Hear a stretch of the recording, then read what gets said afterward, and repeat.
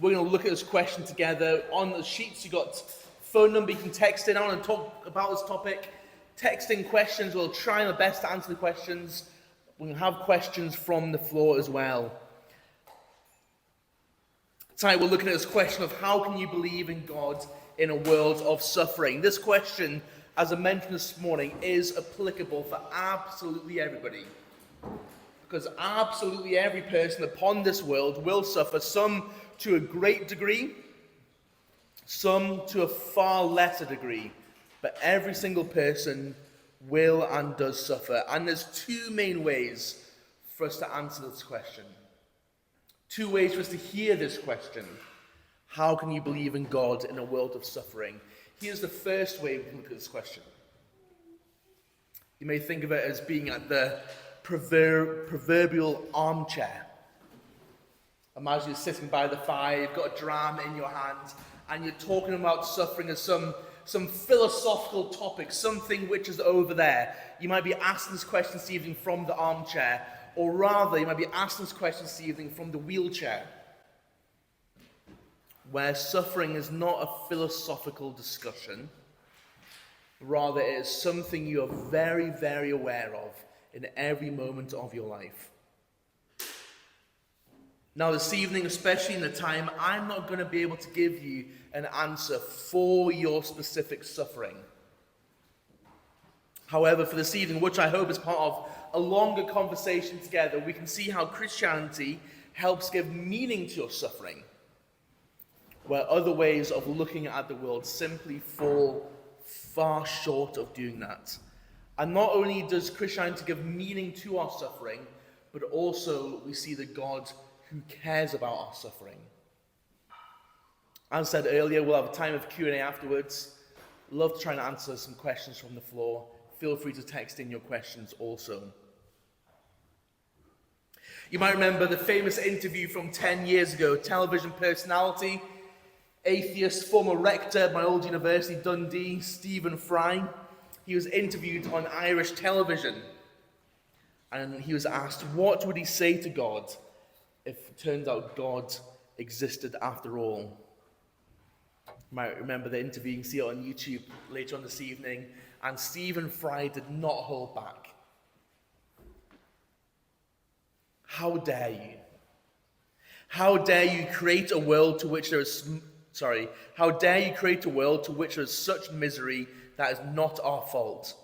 It's not right. It's utterly, utterly evil. Why should I respect a capricious, mean-minded, stupid God who creates a world that is so full of injustice and pain? That's what Stephen Fry says he would say to God if he were to meet God. And I remember sitting a few months ago in a cafe in Melrose with a young man, middle-aged man. That's his exact comment to me as well. These exact words resonated with him, and this is what he said to me. As I said at the start, the problem of suffering, it's not just an academic question for philosophers, for theologians, but it is a deeply personal and painful subject for us. I belong to a church community which is full of people who have experience of suffering. Cuts and bruises, yes, but marriages and loss, broken bones and broken hearts, death of loved ones that are young, death of loved ones that are older, cancers, depressions, self-harm, anxieties. Yet what amazes me is that these people in their pain are not driven from God, but driven to God. Now, if you stop and think about it, you and I, we live in a culture which in many ways is insulated from suffering. Insulated from suffering far more than people have ever been before. Insulated by our advances in medicine, in technology, by our relative prosperity, by the welfare system that surrounds us. And yet, as a society, we are more insulated, and yet we struggle more to cope with suffering and explain the problem of evil than ever before. Why is that? Part of the reason is we live and breathe in the air of a secular society. That worldview that says that all there is to life is the here and now. Suffering then in this way of thinking is, well, it has no purpose. It's an inconvenient fact of nature that frustrates our ability to realize our own meaning and happiness in life. It gets in the way of that. And yet our struggles with suffering suggest that there is more to life than simply the here and now. One philosopher observes that only we humans think of pain as not just a fact of nature, but think of pain as a moral problem. We don't speak of other things this way, do we, like the weather? Scotland's rain isn't a matter of right or wrong, of good or evil. However, when we encounter suffering, when we see evidence of evil in the world, we recognize that it is wrong. Secular humanism is simply unable to help us make sense of this experience. It's a bit dated now, I know, but let me quote Richard Dawkins.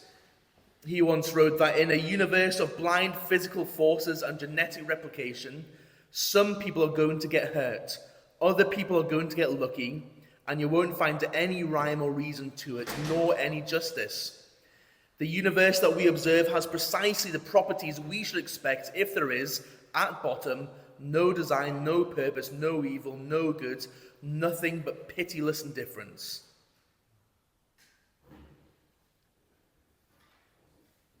Is that how you feel about your suffering? Pitiless indifference. As you go to BGH, as you go to the Macmillan ward, as you go to the Western General in Edinburgh, as you go to the Creme, as you go to the graveside, is that how you feel about your suffering? Pitiless indifference? Of course not. The suffering, great or small, it matters to us. Whether it's ill health or just the cruel words of a child on a playground, it matters. Christopher Hitchens, one of the most prolific authors of this way of thinking, one of her best-selling authors until his death in 2011, wrote about his experience of dying slowly from cancer. You can read it, it's a book called Mortality, and he writes in this book, to the dumb question, why me? The cosmos barely bothers to return the reply, why not? I felt swamped by passivity and impotence, dissolving into powerlessness like a sugar lump in water. See, in this way of looking at the world, perhaps the way you look at the world, the way that most of my friends look at the world, that is all we are. Just atoms. We are like a sugar lump dissolving in water. In other words, stuff just happens. Because there isn't anything outside of the material world, there is no standard outside of us which we can measure ourselves against to say, this isn't how it should be. No, there just should be. There just is. We just exist. What Christopher Hitchens says is that as an atheist, suffering doesn't have any significance. It just is. Sit down, shut up, and man up. It just is. You can't complain about it because there is no blueprint for how the world ought to be. Hopefully you can see that's just wrong. Whether suffering to you is from the armchair or the wheelchair, so to speak, hopefully you look at that and go, no. That does not make sense of the world. That does not make sense of my suffering. That is not satisfying. No one writes songs about that, do they? No one writes songs about heartbreak, about tragedy, and says it just is what it is. There's no number one hits that go like that, is there? Because of course that doesn't resonate with us, it doesn't make sense of our life. Or the songs from bands like Coldplay make much more sense. When you try your best but you don't succeed. When you get what you want but not what you need. When you feel so tired but you can't sleep, stuck in reverse. And the tears come streaming down your face. When you lose something you can't replace. When you love someone but it goes to waste. Could it be worse? That makes sense. That begins to make sense. That begins to resonate with what's going on in our hearts. It's beautiful lyrics. But is it true? Think for yourself, apart from the fact that suffering feels wrong, if there is no overarching purpose imbued into life, what is there to say that pain is morally wrong? Yes, it is uncomfortable, but is it wrong? When we face a suffering caused by tsunamis, by war, by cancer, we cannot say in this way of viewing the world that it is not how it should be. Because in this way of viewing the world, there is no ought. There only is. To go with what Christopher Hitchens says, murder, a sugar lump dissolving in water. Bullying at school, a sugar lump dissolving in water.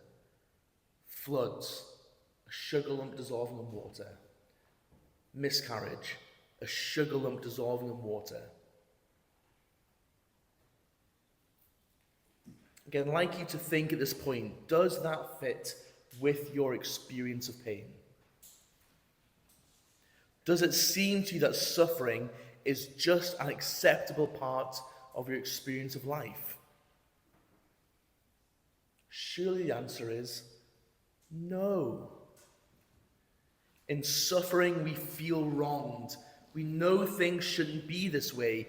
We want justice. You see, we instinctively know that we live in a moral universe with moral laws and standards. And there is, of course, no moral law apart from a moral lawgiver. Put simply by a former skeptic, C.S. Lewis, he was a good lad. He wrote, "My argument against God was that the universe seemed so cruel and unjust. But how had I got this idea of just and unjust? A man does not call a line crooked unless he has some idea of a straight line." So this question of suffering, far from disproving God exists, actually requires that God exists. We only recognize this question that suffering is out of place in this world because a good God exists who has inscribed in our consciences his good moral standards.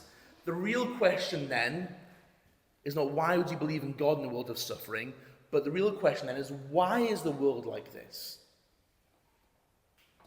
There's 3 headings I put down for you on your handouts as you came in. I want us to walk through to understand the Christian's answer to this question.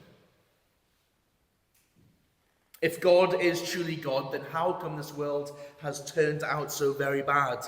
Well, the Bible records a verdict on the world that God originally created. God saw everything that he had made, and behold, it was very good. 2 thumbs up in my school assemblies. No evil. No sickness or sadness, no tears or fears. So where does evil come from? Well, it's important for us to know then what evil is and what evil is not. Just as darkness is the absence of light, just as cold is the absence of heat, evil is not a thing in and of itself God created. Rather, it is a corruption, a distortion, a perversion of something that God created. Suffering was never God's design. As one friend put it, it is not due to a manufacturing error, but user error. The Christian claim is that the world is not as it should be. At its base, because we seek to live our lives without the giver of life. People have often asked me, but couldn't God have created a world in which there never was any evil? Surely that would have been a better thing to do. Well, maybe. But I guarantee you that you would not want to live in that world. Why is that? Well, because ultimately it would be a world of robots. It would be loveless. It would be freedomless. You see, love always requires a choice for it to be genuine. Love cannot be coerced, it cannot be forced. Love requires a way to say I'm in, it requires a way to say I am out. Think of it this way, if when I've been dating my wife Amy, if I put a knife to her back and said, love me, marry me, would her response be genuine? Would she really love me? Well, no, of course not. Or think of the cult film Stepford Wives. These women programmed, yes dear, yes dear, yes dear. Was that true love? No, of course not. Love always requires choice, so God gave us freedom to live for and to love him, or to reject him and live for ourselves. What we see in Genesis is that the human race chose the latter. We turned our backs on God, the giver of life. We had a way to say I'm in, and we chose to say I'm out. We thought that we could live without God, that would be heaven on earth. But instead we discovered that apart from God, there is only at times hell on earth. See, that is what the Bible in essence calls sin. I'm sure you've heard Christians talk about sin a lot before. How to describe that with our young people? Shove off God. I'm in charge, not you. S-I-N. We live in a good world that has gone wrong. The world is not the way it's meant to be because we are not as we were made to be. But let me assure you, the God of the Bible is a God of justice. He cares about the wrongs that have been done to you. He cares about the evils that have been done against you. But this is our dilemma, and it is a big one. We are part of the problem of evil that we demand God fixes. See, if God wanted to get rid of all the suffering in the world right now, he'd have to get rid of us because we ourselves, to a greater or lesser extent, cause suffering to others at times. See, not only does God care about the wrongs that have been done to us, he also cares about the wrongs that we have done to others. And one day we'll be held accountable for those things. Some of us here might say, but I'm a humanist. I don't believe that humans are inherently evil. I guarantee you, you think right now, somewhere in the world, someone is doing something which is completely and utterly wrong. I guarantee you think that. Or think this way, have you ever done something yourself before and you shocked yourself? You have that quick, horrible feeling in your stomach, you think, gosh, I can't believe I said that. I can't believe I thought that. I can't believe I did that. I didn't know I was capable of that. And so you rationalize it. You say, well, I only did that because so-and-so did this to me, or some other lame excuse like that. We've all been there, I'm sure. See, that's the problem. We are all capable of explaining things away as reasonable. Let me tell you a true story. There was a man called Adolf Eichmann. He was one of the Nazi architects of the Holocaust who escaped after World War II to South Africa. And he was caught in 1960. He was taken to Israel to be tried. And there he was found guilty and executed. But during his trial, there was an interesting event. See, they had to find witnesses who saw him commit the terrible crimes against humanity he was charged with. They needed to find people who saw him participate in these atrocities at these death camps, and one of the material witnesses was a man named, forgive me for his pronunciation, a man named Yehiel Denner. And when he came in, when he saw Eichmann in the glass booth, he immediately broke down and started sobbing. He fell to the ground. And there was utter pandemonium with him in pieces. He's wailing, he's uncontrollably sobbing, the judge hammering his gavel away, calling for order. It's all very, very dramatic. You can watch it on YouTube tonight if you want. Sometime later, Denner was interviewed by Mike Wallace on the program 60 Minutes. Wallace showed him the recording of this when he was in this courtroom of him falling down, all the pandemonium, and asked him, why did that happen? Were you perhaps overwhelmed? Was it perhaps painful memories? Was it perhaps hatred seeing this man here? Denner said no. And then something which should shock all Western secular people. He said that he was overcome with the realization that Eichmann was not some demon, but an ordinary human being. He went on to say that I was afraid about myself. I saw that I am capable of doing this exactly like he. See, we can choose to say that Nazis were subhuman, that we weren't capable of doing what they did, but then we have a serious problem. The scariest thing about that entire chapter of history is that it was not a few individual evil architects of it, but the complicity of vast numbers of people across a society which produced the best scholarship, the best science, and in many ways the best culture.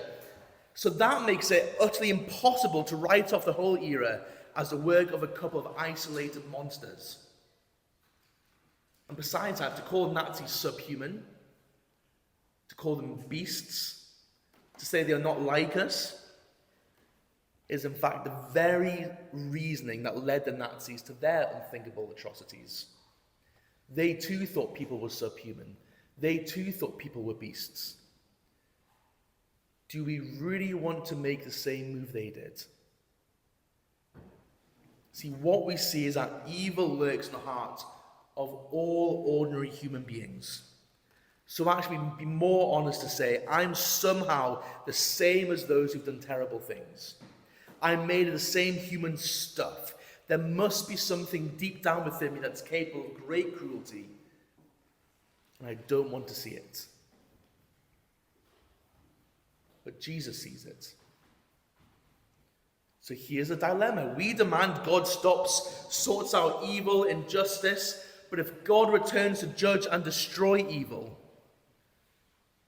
well, that means he'll have to come back and destroy us too. See, Christianity provides a reason for suffering. Generally, not necessarily specifically for your specific suffering, but generally provides a reason for suffering. Secondly, provides a solution to suffering.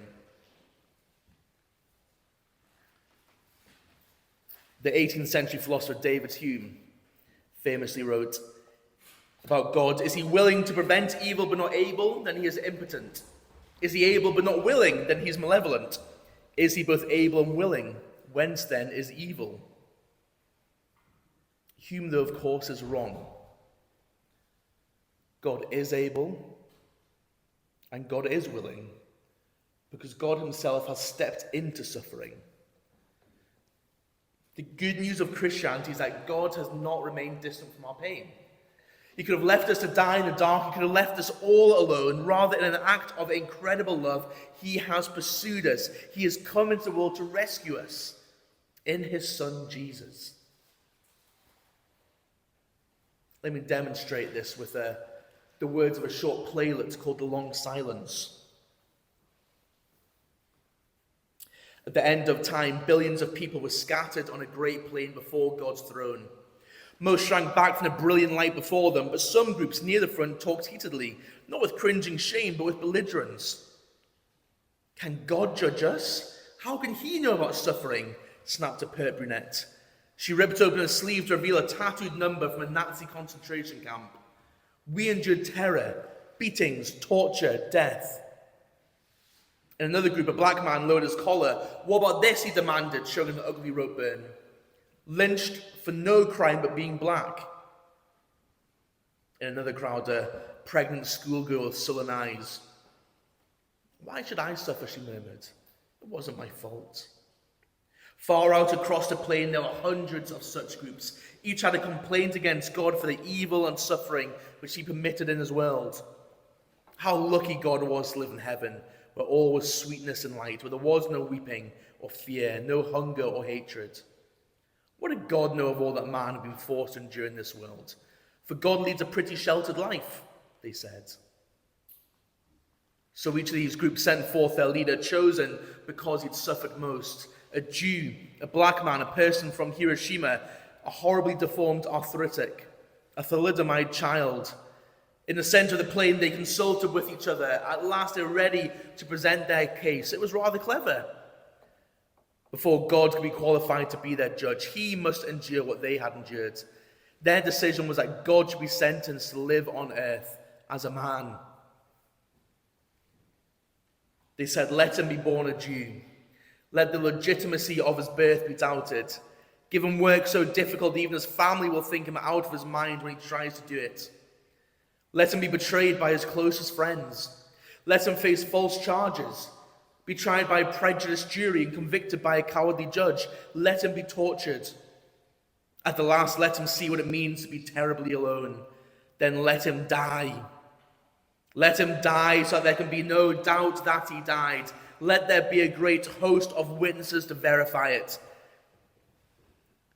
As each leader announced his portion of the sentence, loud murmurs of approval went up from the throng of people assembled. And when the last had finished pronouncing sentence, there was a long silence. No one uttered another word. No one moved. For suddenly all knew that God had already served his sentence. Friends, God is not a distant, indifferent deity to your suffering. With the death of Jesus on the cross, we see that God loves us so much, he has willingly suffered. And because of his sufferings on the cross, we can be rescued from the evil within us and around us. In the death of Jesus, as an innocent victim of evil in the world, he absorbed the punishment for our sins, and also in his sufferings exhausted the powers of evil. In so doing, he has made it possible for us to be reconciled with God and be rescued from evil in this world. Christianity provides a reason for suffering. It provides a solution to suffering. Thirdly, and much briefer, it provides a hope beyond suffering. The good news of Christianity is not simply that Jesus died, but it's what we celebrate every Sunday, especially Easter Sunday, that 3 days later he rose again. His resurrection assures us that there is coming a day when our greatest longings will be satisfied. Good will triumph over evil, death will die, tears will cease, pain will be healed. I love how J.R. Tolkien, the author of Lord of the Rings saga, expresses this.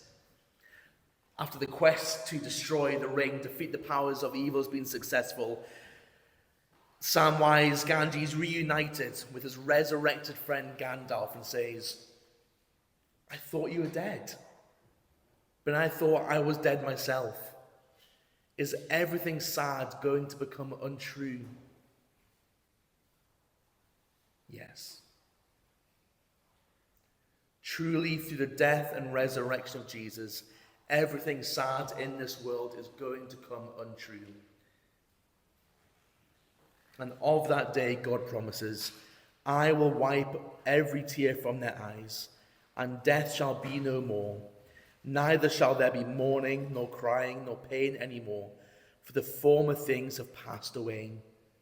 Is that just wishful thinking? No, because Jesus is risen from the grave. While there are still many questions about the particulars of our suffering that we don't yet have answers to, what God gives us is not a philosophy, but a person. And the person is not an abstract person, someone over there. The person he gives us ultimately is himself. He has suffered. And if you're here and you aren't a Christian, you are in the midst of suffering, speak to a Christian. I'm sure that they will tell you that amongst even the darkest of their days and suffering, God was there with them too. Whatever you have been through, whatever may lie ahead of you, please don't endure the storms of life on your own. Come to find refuge in Jesus Christ.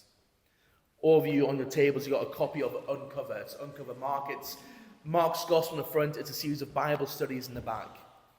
They're a gift for you to take away. We'd love to read that with you if you want to. And we want there to introduce you to this man, to the God-man, Jesus Christ, who himself has suffered, who knows what suffering is like, and himself has suffered for you, so in the future you may know a world free from suffering. That's me done, but I'd love to try and answer any questions we might have from the floor.